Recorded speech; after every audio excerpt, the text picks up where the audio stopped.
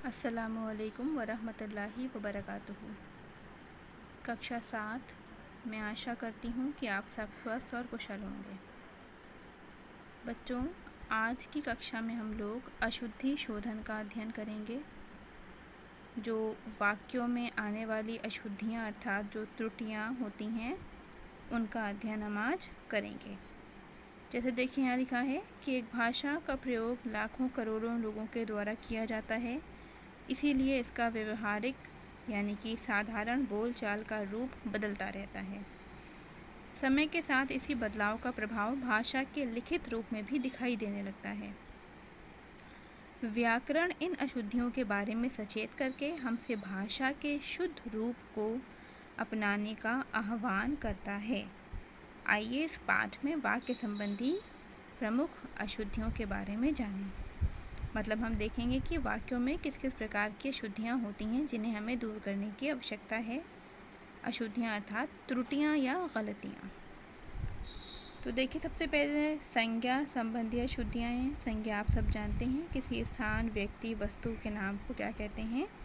संज्ञा कहते हैं। तो सबसे पहले कौन सी अशुद्धियाँ हैं? संज्ञा संबंधी अशुद्धियाँ। उसकी सौंदर्यता देखते ही बनती है। सौंदर्यता की जगह क्या होगा? सौंदर्यता नहीं होगा, उसकी सुंदरता देखते ही बनती है या फिर उसका सौंदर्य देखते ही बनता है। राम राजा दशरथ के बालक थे। बालक शब्द यहाँ पर गलत है। राम राजा दशरथ के पुत्र थे। वे सज्जन व्यक्ति हैं। सज्जन, सज्जन, जन का मतलब क्या होता है? जन का मतलब लोग होता है। तो जब जन शब्द आ गया है तो व्यक्ति नहीं आएगा। वे सज्जन हैं। दुर्जन लोगों की संगति अच्छी नहीं होती, तो जब दुर और जन जन आ गया तो लोग नहीं आएगा। ठीक है, क्या हो जाएगा यहाँ पर? दुर्जनों की संगति अच्छी नहीं होती। फिर है रविवार के दिन अवकाश रहता है। तो रविवार, वार का मतलब क्या होता है? वार का अर्थ होता है दिन। तो जब रविवार कह दिया तो फिर उसके बाद दिन नहीं आएगा। क्या हो जाएगा? रविवार को अवकाश अर्थात छुट्टी रहती है। फिर है सर्वनाम संबंधी अशुद्धियाँ। सर्वनाम आप जानते हैं कि वह शब्द जो संज्ञा के स्थान पर बोले जाते हैं, जैसे वह, तुम, कौन, यह, मेरा, हमारा, है ना। तो अब यहाँ पर हमें क्या करना है? सर्वनाम संबंधी अशुद्धियों को दूर करना है। जैसे देखिए दिया इन्होंने, दूध में कोई पड़ गया है। कोई मतलब क्या? क्या कोई इंसान जाके गिर गया दूध में? दूध में कुछ पड़ गया है। ठीक है। मैं मेरा काम कर लूँगा, मैं अपना काम कर लूँगा। इसके बाद है वह ने ऐसा काम क्यों किया, उसने ऐसा काम क्यों किया। मैंने कल दिल्ली जाना होगा, मुझे या मुझको कल दिल्ली जाना होगा। हमारे को कोई भी सताना नहीं चाहिए, हमें किसी को भी सताना नहीं चाहिए। वो तुम्हारे पैसे कब तक लौटाएगा, वह तुम्हारे पैसे कब तक लौटाएगा। ठीक है। फिर है लिंग संबंधी अशुद्धियाँ। लिंग, लिंग अर्थात स्त्रीलिंग और पुल्लिंग। तो उसके बैठते ही कुर्सी टूट गया। कुछ शब्द होते हैं जो स्त्रीलिंग शब्द होते हैं और कुछ शब्द कैसे होते हैं? पुल्लिंग शब्द होते हैं। तो कुर्सी कैसा शब्द है? कुर्सी स्त्रीलिंग शब्द है और यहाँ पर क्या दिया है? पुल्लिंग दिया हुआ है कि टूट गया। तो कुर्सी टूट गया नहीं, कुर्सी टूट गई। आपकी हंसी बहुत अच्छा है। हंसी कैसा शब्द है? हंसी भी स्त्रीलिंग शब्द है। आपकी हंसी बहुत अच्छी है। उसने दफ्तर से लौटकर भोजन बनाई, उसने दफ्तर से लौटकर भोजन बनाया। जो भोजन है वो पुल्लिंग शब्द है। मम्मी बाज़ार गई हैं, ये नहीं होगा क्योंकि मम्मी तो स्त्रीलिंग है, तो मम्मी बाज़ार गई हैं। रानी चेन्नम्मा बहुत वीर थी। तो चेन्नम्मा क्योंकि एक औरत है तो वीर नहीं होगा, क्योंकि वीर शब्द जो होता है वो पुरुषों के लिए प्रयोग किया जाता है। तो क्या हो जाएगा यहाँ पर? वीरांगना। रानी चेन्नम्मा बहुत वीरांगना थी। फिर अब वचन संबंधी अशुद्धियाँ। वचन आप सब जानते हैं, एक वचन, द्विवचन, एक वचन, बहुवचन आपने पढ़ा है। तो देखते हैं यहाँ पर क्या है। हमने अनेकों दर्शनीय स्थल देखे हैं। अनेकों शब्द जो है वो गलत है। क्या होगा, अनेक का अर्थ ही क्या होता है, बहुत सारे, इसलिए अनेक के साथ को लगाने की ज़रूरत नहीं है। ठीक है, तो हमने अनेक दर्शनीय स्थल देखे हैं। विवेक ने कई पुस्तक पढ़ी हैं। विवेक ने कई पुस्तक पढ़ी हैं। पुस्तक क्या है, पुस्तक तो एक पुस्तक के बारे में बात हो रही है, तो यहाँ तो कई कह रही हैं और आगे हैं भी लगा हुआ है, तो क्या हो जाएगा, विवेक ने कई पुस्तकें पढ़ी हैं। फिर उसने हस्ताक्षर कर दिया है। उसने हस्ताक्षर कर दिए हैं। हस्ताक्षर के साथ क्या आता है, दिए हैं। देखते ही देखते उसके प्राण पखेरु उड़ गया। उस देखते ही देखते उसके प्राण पखेरु उड़ गए। हम गर्मी की छुट्टी में नैनीताल जाएंगे। हम गर्मी की छुट्टियों में, एक दिन की छुट्टी थोड़ी ना होती है, क्या गर्मी की छुट्टी एक दिन की होती है, नहीं, गर्मी की तो छुट्टियां होती हैं, तो हम गर्मी की छुट्टियों में नैनीताल जाएंगे। फिर है कारक के चिन्ह संबंधी। कारक के चिन्ह आप जानते हैं, ने, को, जो शब्द होते हैं ने या को या में या पर, ये क्या होते हैं, ये कारक के चिन्ह हैं। तो यहाँ पर कारक के चिन्ह संबंधी अशुद्धियाँ हैं जिन्हें हमें दूर करना है। पुस्तकें मेज़ में रख दो। मेज़ में रखते हैं पुस्तकें, मेज़ पर रखते हैं, तो पुस्तकें मेज़ पर रख दो। मैं विद्यार्थियों के हेतु पुस्तकों को लाया हूँ। मैं विद्यार्थियों के लिए पुस्तकें लाया हूँ। ठीक है, पुस्तकों को लाया नहीं होगा, पुस्तकें लाया हूँ। ठीक है, कोई पुस्तकों को क्या चला कर लेके आए अपने साथ हैं, ऐसा तो नहीं है, तो क्या लिखेंगे, पुस्तकें लाया हूँ। मेरे मम्मी पापा मुझको बहुत प्रेम करते हैं। मेरे मम्मी पापा मुझसे बहुत प्रेम करते हैं। मुझको नहीं होगा, क्या होगा, मुझसे बहुत प्रेम करते हैं। बच्चे छत में खेल रहे हैं। क्या बच्चे छत में खेलते हैं, बच्चे छत पर खेल रहे हैं। मैंने उसे पढ़ने की पुस्तक दी। मैंने उसे पढ़ने के लिए पुस्तक दी, पर पुस्तक तो पढ़ने की ही चीज़ होती है, इसलिए ये गलत होगा कि मैंने उसको पढ़ने को पुस्तक दी। मैंने उसे पढ़ने के लिए पुस्तक दी। फिर एक क्रिया संबंधी अशुद्धियाँ। क्रिया अर्थात जो ऐसे शब्द जिनके द्वारा किसी कार्य का होने का बोध हो, उन्हें क्रिया कहते हैं। तो हम आपके साथ चलेगा, हम आपके साथ चलेंगे। मैं भगवान के प्रति अपार श्रद्धा करता हूँ गलत है, मैं भगवान के प्रति अपार श्रद्धा रखता हूँ, क्योंकि श्रद्धा तो मन में रखी जाती है और करी क्या जाती है, पूजा या प्रार्थना की जाती है। कृपया अपने हस्ताक्षर रख दो। क्या हस्ताक्षर रखे जाते हैं, हस्ताक्षर तो करे जाते हैं। कृपया अपने हस्ताक्षर कर दीजिए। बैठो, कहिए आप क्या चाहते हैं। अब देखिए, बैठो कहाँ है और फिर क्या कहाँ है, कहिए, तो यहाँ क्या हो जाएगा, बैठिए, कहिए आप क्या चाहते हैं। उन्होंने यह काम अभी करा है। उन्होंने यह काम अभी किया है। ठीक है, फिर एक क्रिया विशेषण संबंधी, मतलब जहाँ पर किसी जो कार्य हो रहा है उसकी विशेषता का भी बोध हो, तो वहाँ क्या होता है, क्रिया विशेषण होता है। जैसा करोगे उतना ही भरोगे। उतना क्या है, गलत है, जैसा करोगे वैसा भरोगे। बिल्ली चुप चुप दूध पी गई। चुप चुप शब्द सही है, नहीं, बिल्ली चुपके दूध पी गई। मतलब जो पीना जो है वो क्रिया है और उसकी विशेषता क्या है, चुपके पीना। आप बैठ जाओ, आप बैठ जाइए।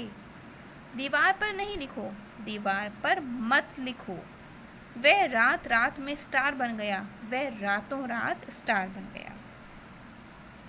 फिर पदक्रम संबंधी अशुद्धियाँ। पदक्रम मतलब कि जब पदों का क्रम सही ना हो, जैसे कि मान लीजिए, देखिए उन्होंने उदाहरण दिया, एक फूलों की माला उसके गले में पड़ी है।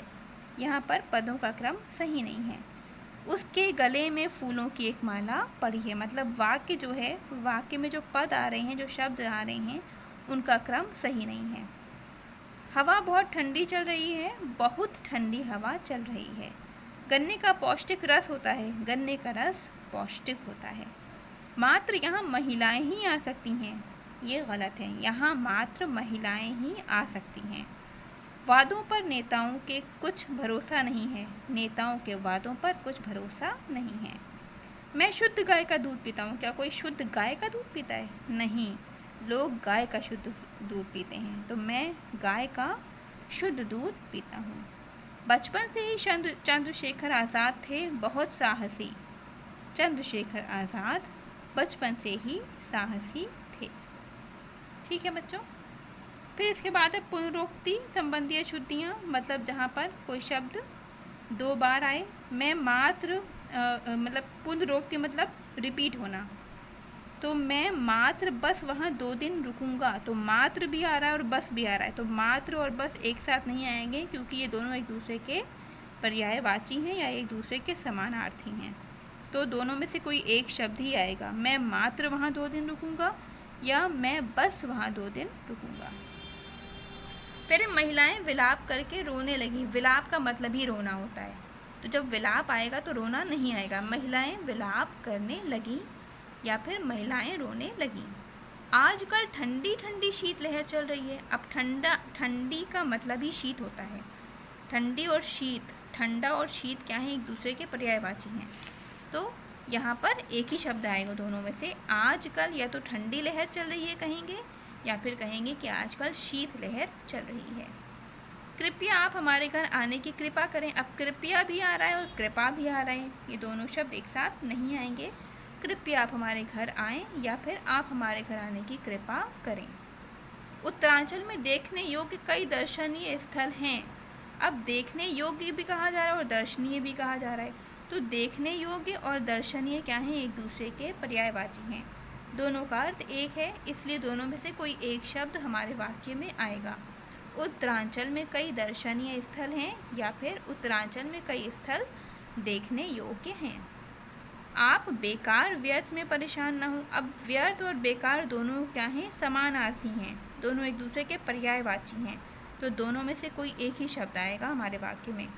आप बेकार परेशान ना हो या फिर आप व्यर्थ परेशान ना हो। फिर कुछ अन्य शुद्धियाँ जो आ जाती हैं। उस पर दुखों का पहाड़ ढह गया। नहीं, उस पर दुखों का पहाड़ टूट पड़ा। उसकी अक्ल चारा खाने गई है। नहीं, उसकी अक्ल घास चरने गई है। वह फूट फूट कर चिल्लाने लगा। कोई फूट फूट कर चिल्लाता है? वह फूट फूट कर रोने लगा। यद्यपि वह कमज़ोर है किंतु पढ़ाई में होशियार है। यद्यपि वह कमज़ोर है किंतु नहीं आएगा, तथापि पढ़ाई में होशियार है। वह निर्धन ही नहीं और कामचोर भी है। वह निर्धन ही नहीं और नहीं आएगा, यहाँ क्या आ जाएगा? बल्कि या फिर अपितु। वह निर्धन ही नहीं बल्कि कामचोर भी है। वह निर्धन ही नहीं अपितु कामचोर भी है। ठीक है बच्चों, तो ये कुछ अशुद्धियाँ थी जो बहुत ही सरल होता है और आपको इन्हें बहुत ध्यान रखकर अपनी परीक्षा में करना है। इसके बाद हम लोग पत्र करेंगे।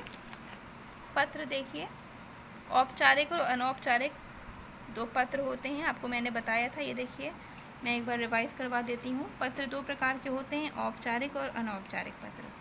औपचारिक पत्र किसी संस्था, कार्यालय, अधिकारी, प्रबंधक या प्रधानाध्यापक आदि को दिए जाते हैं। और जो अनौपचारिक पत्र होते हैं वो परिवार को, संबंधियों को, मित्रों को दिए जाते हैं। फिर इन दोनों ही पत्रों में हम जब लिखना प्रारंभ करते हैं तो बाईं ओर से लिखते हैं। ठीक है, चाहे औपचारिक पत्र हो और चाहे अनौपचारिक पत्र हो। हिंदी में हम दोनों पत्रों को बाईं ओर से लिखना प्रारंभ करते हैं। फिर है औपचारिक पत्र में हम जिसको पत्र भेजते हैं उसका पता लिखते हैं सबसे पहले, सबसे ऊपर। लेकिन अनौपचारिक पत्र में हम क्या करते हैं? लिखने वाला स्वयं अपना पता लिखता है तथा इसके साथ ही दिनांक भी लिखता है। मतलब अगर हम अनौपचारिक पत्र लिख रहे हैं तो हम अपना पता लिखेंगे और उसके साथ ही दिनांक भी लिखेंगे। फिर है संबोधन करते समय महोदय, महोदया आदि शब्दों का प्रयोग करते हैं। किसमें? औपचारिक पत्र में। और अनौपचारिक पत्र में संबोधन करते समय आदरणीय, पूजनीय, प्यारी बहन, प्रिय मित्र आदि शब्दों का प्रयोग करते हैं। फिर औपचारिक पत्र में क्या करते हैं? अंत में धन्यवाद एवं अपना नाम तथा दिनांक लिखते हैं। और अनौपचारिक पत्र में अंत में आपकी प्रिय, अगर पुत्री हैं तो पुत्री, आपकी प्रिय मित्र, जो भी हम हैं लिखने वाले की, हमारा संबंध, हम जिसको पत्र लिख रहे हैं उससे जिस भी तरह का है उस तरह का शब्द लिखते हैं कि आपकी प्रिय पुत्री, आपकी प्रिय बहन आदि लिखकर अपना नाम लिखते हैं। ठीक है। तो ये कुछ, इसके बाद हम लोग औपचारिक पत्र देखेंगे। ये देखिए, अपने क्षेत्र में बढ़ते मच्छरों की रोकथाम की या शिकायत होगा, मैं लिखना शायद भूल गई हूँ, करते हुए मुख्य चिकित्सा अधिकारी को पत्र। मुख्य चिकित्सा अधिकारी मतलब सीएमओ को पत्र। सेवा में श्रीमान मुख्य चिकित्सा अधिकारी, लोक स्वास्थ्य विभाग 1, चकबस्त रोड, लखनऊ, महोदय। अगर सीएमओ महिला है तो महोदया लिखेंगे, और अगर सीएमओ पुरुष हैं तो महोदय लिखा जाएगा। महिला है तो महोदया और पुरुष है तो महोदय। सविनय निवेदन इस प्रकार है कि मैं आपके क्षेत्र की श्रमिक कॉलोनी का निवासी हूँ। हमारे क्षेत्र में मच्छरों की संख्या बढ़ने के कारण यहाँ के समस्त निवासी महामारी की चपेट में आ सकते हैं। यहाँ का सीवरेज ठीक न होने के कारण नालियों का गंदा पानी सड़कों और गड्ढों में जमा हो जाता है, जिस कारण मच्छर पनपते हैं। अतः आपसे अनुरोध है कि कृपया इस समस्या से हमें अविलंब छुटकारा दिलवाएं। आपकी बड़ी कृपा होगी। धन्यवाद। फिर भवदीय यानी भेजने वाला, आबासा जो भी भेज रहा है, आबासा के स्थान पर उसका नाम होगा, और फिर सबसे नीचे क्या होगी, दिनांक होगी। तो इस पत्र का अध्ययन आप कर लीजिएगा। इसके अतिरिक्त आप और भी पत्रों का अध्ययन कर सकते हैं। और इसके बाद एक अनौपचारिक पत्र है जिसको आप स्वयं ही लिखेंगे। अपनी सखी को अपने जन्मदिन पर आमंत्रित करने के लिए पत्र। आप अपनी सखी को अपने जन्मदिन पर बुला रही हैं, उसको निमंत्रण दे रही हैं, तो उसको निमंत्रण देते हुए आप क्या लिखेंगी, पत्र लिखेंगे, जिसको आप स्वयं लिखेंगे। और ये बहुत ही सरल पत्र है, इसको लिखना बहुत आसान है। और जो मैंने पत्र आपको अभी ऊपर बताया है, इस पत्र का आप अभ्यास करेंगे, इसको लिखना सीखेंगे, और पत्र संबंधी मुख्य बातों को ध्यान में रखेंगे कि दोनों पत्रों के बीच में क्या अंतर होता है। और हिंदी में हम सदैव जब पत्र लिखना प्रारंभ करते हैं तो उसे बाईं ओर से प्रारंभ करते हैं, चाहे वो पत्र औपचारिक हो और चाहे वो पत्र अनौपचारिक हो। ठीक है बच्चों, तो ये कर लीजिएगा। और ये पत्र जो मैंने आपको दिया है लिखने के लिए, इस पत्र को आप स्वयं लिख करके अध्ययन करिएगा। तो आपकी कक्षा यहीं पर समाप्त होती है। अध्ययन करते रहिए, जो कुछ बताया है उसका अभ्यास करते रहिए। अस्सलामु अलैकुम वरहमतुल्लाहि वबरकातुहू।